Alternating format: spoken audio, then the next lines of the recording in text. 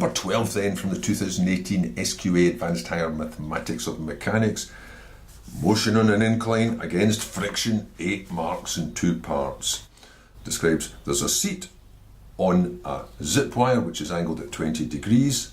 It gives the length of the seat. That doesn't actually matter for the first part because this seat is meant to remain vertical. It says this zip wire is 20 meters long.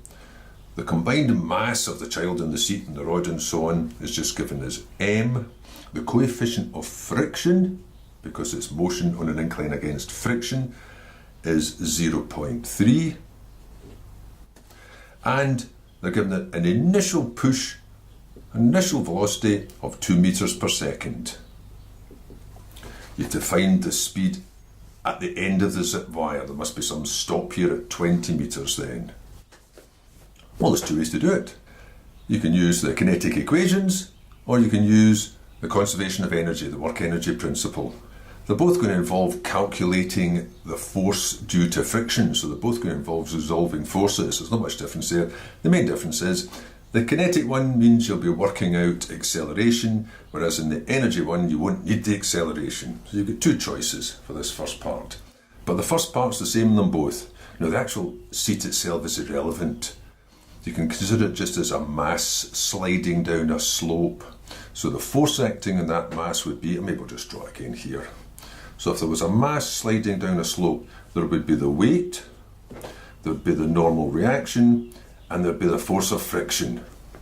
Now the normal reaction will support the weight, but the force of friction might not be sufficient to support its component of the weight, so there'll be a net force down the way causing acceleration.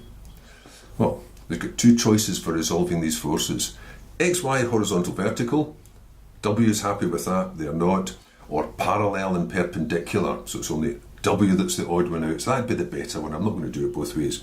So if the weight's acting down the way, then you've got the part that's parallel and then the part that's perpendicular. And of course, that angle there was 20 degrees. Since it's a right angle, that's the complement. So that's not, so that's you back to 20 here again. So there's the weight. So this side will be the cosine and this side will be the sine. Well, so resolve the forces. Take them perpendicular to the wire first of all. So sum of the forces perpendicular. Well, you've got the component of the weight perpendicular. That's W cos 20 degrees. You've got the normal reaction, which is in the opposite direction. Maybe I should have put my senses down first of all. Since the velocity is going that way, I think I'll put my senses this way from my components. Minus n should equal 0. So straight away I've got n equals W cos 20 degrees. As soon as you know the normal reaction, you get the frictional force. So the force due to friction will be mu n. So that's going to be 0.3, might as well put W in, that's mg cos 20 degrees. Now there's going to be 2 marks getting up to the acceleration. You'd have thought that had been the first mark yet, but it's quite unclear in the marking scheme how exactly the first mark comes about, because you would normally have done that first before you can do the second part, which is this. And it's this part that gets the mark, the first mark, and then that gets incorporated. So parallel to the slope. Now these are the ones that aren't balanced then. Down the slope, you've got the component of the weight, so that's W sine 20 minus the force of friction. Now they're not balanced, so they're not equal to 0, so they'll produce an acceleration down the slope. Should have put that sense in. Let's put all the figures in then. So what have we got? W was mg, so mg sine 20 minus the force of friction. Could have left that just as mu until I put the figures in. I've done it now. 0.3 mg cos 20 equals ma. Now straight away, the m's will cancel out and you'll be left with an expression for the acceleration. Now by the time you get this, you get 2 marks. So there was a first mark here somewhere. I'd have thought the first mark would have been for getting that, and then the second, resolving the forces perpendicular, because you need this before you can do this. Then the second mark, we want to get this, so we'll just have to wait just now. So with the m's cancelling out, you've got A is going to be g times, and that'll be sine 20 minus 0.3 cos 20. In other words, diluted gravity. Remember, that's what Galileo did originally. When they didn't have accurate measuring devices. So how could you find the accelerations and speeds of falling bodies? You did it on a slope, so you diluted gravity. Anyway, that's the mark.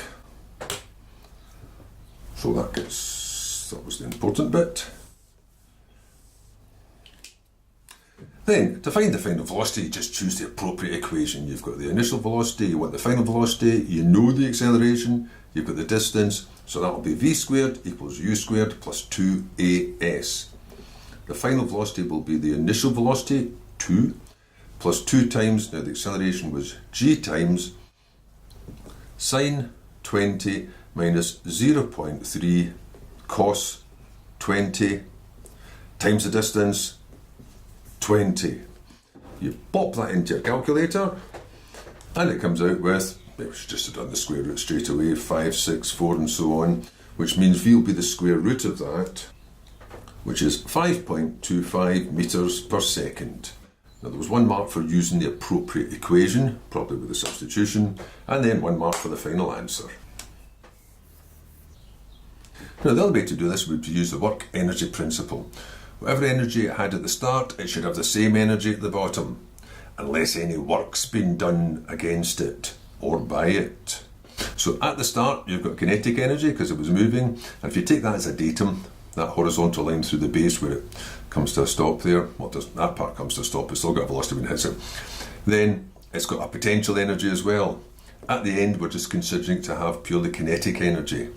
So the energy at the end, the final energy, should be the same as the initial energy minus any work done against friction. Just using U is quite a common letter to use for energies and work, so it doesn't clash with the W, basically. So what have we got for them? The final energy will be purely kinetic, so it'll be a half mv squared, since it's the final velocity. Now the initial energy, that'll be a half mu squared, plus its potential energy. So it's this height drop then. So that's just a little right angle triangle, just use simple trigonometry. That angle is 20 degrees. So h is equal to 20 sine 20 degrees. But here I'm just going to put down its kinetic energy plus mgh, its potential energy, minus the work done against friction, so it'll be F times the distance. So I'll just put FD just now. Now, realising that, I think, is one of the marks, because they've done it in a slightly different order. But I think this is order you should really be doing it in. You have to find that force of friction, and then you can build your equation, so that's quite straightforward. Final energy equals initial energy minus work done. So, put some figures in maybe, I don't know. I'll just spell it out a bit more. It equals a half mu squared plus mgh. Now the force against friction was 0.3 mg cos 20, and then it'll be times a 20. Now running into this diagram. So at least all the m's will cancel out. And then you could double in everything. So now we've got a v squared. Take it across and double it. The m's cancel, multiply 2, so that's just u squared. A common factor of g there, but it'll be 2 times both of those. So plus 2g times, and then you've got h, and you've got 20 times 0.3 times cos 20. I suppose h has got a 20 in it as well, but I've not left myself room, so I'm just going to leave it the way it is just now. So this will be times h, which is 20 sine 20, minus, I might as well just pop that in because that makes a nice 6 anyway, minus 6 cos 20. Maybe, since it's ready to go, apart from that being 9.8, I think I'll put in the initial velocity as well. Now, I think they already had the third mark somewhere here. The third mark was actually this first bit, calculate the work done against friction and use the work energy principle. It's all over the place. I'm going to put the mark there. So finally then, it'll just be put those figures into your calculator. But you should notice that calculation is exactly the same as it was the first way round, using the acceleration equation. V squared is u squared plus 2as. Only the 20 has been popped inside. So it's no surprise it comes out to 27.564 again. And it's no surprise that the square root is 5.25 metres per second for the last mark.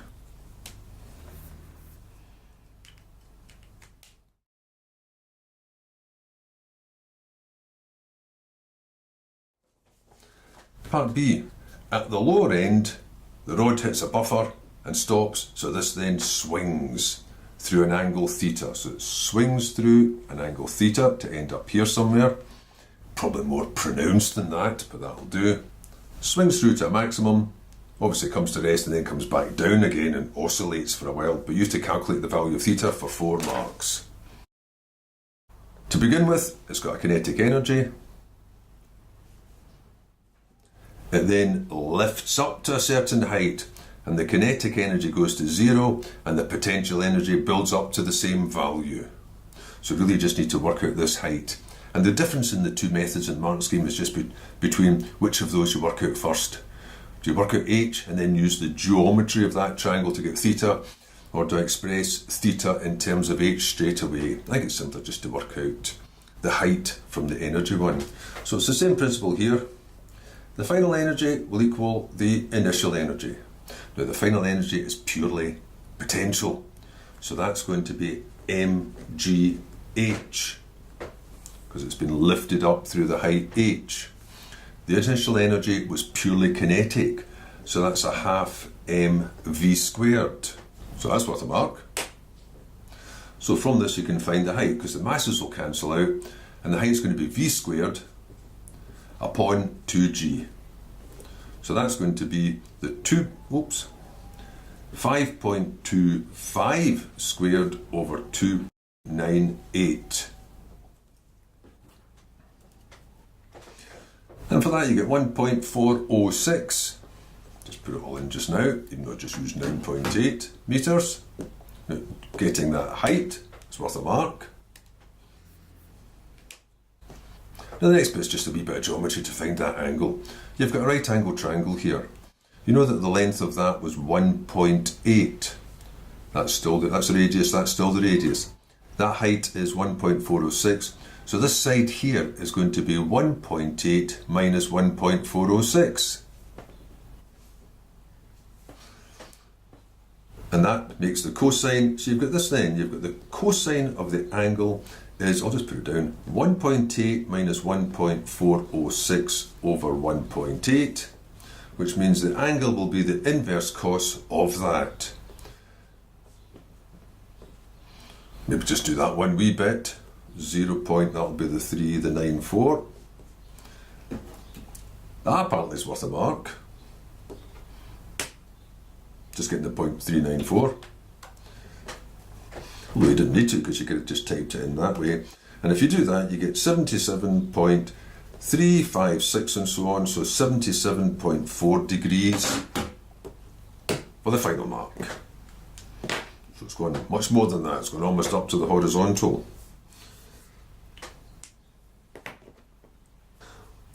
Now the only alternative way to do that wasn't a different energy principle or anything, it was still conservation of energy, it was just when you worked out which of these. Look, it was simpler to do that. Another thing you could have done is expressed h in terms of theta to begin with. So you just had one equation, which you would then solve, but you'd still have to do an inverse cos at the end. Because in this triangle here, for theta, that's 1.8, and if it's h at the bottom, and that's still the radius, this side is short by h, that's 1.8 minus h, which means cos theta is equal to 1.8 minus h over 18, over 1.8 I mean. Take that across and multiply, then swap sides. H will be 1.8 minus 1.8 cos theta. Take out a common factor. It's hardly worth it, is it? Unless you were looking for a general formula, of course, that would be different. And then instead of this formula saying this, h equals that, you'd have this. 1.8 times 1 minus cos theta equals v squared upon 2g. Then you could rearrange that to read cos theta equals. And then if you did do that and substituted in the figures, it would just come back to this one again. Only I think that's going to be a longer route. If you did do it, that would go across and divide. Bring that over, bring that back, and you'd have cos theta equals, remember that goes across and divides, 1 minus v squared over 3.6g. And of course, if you put it all in, you get the same answer.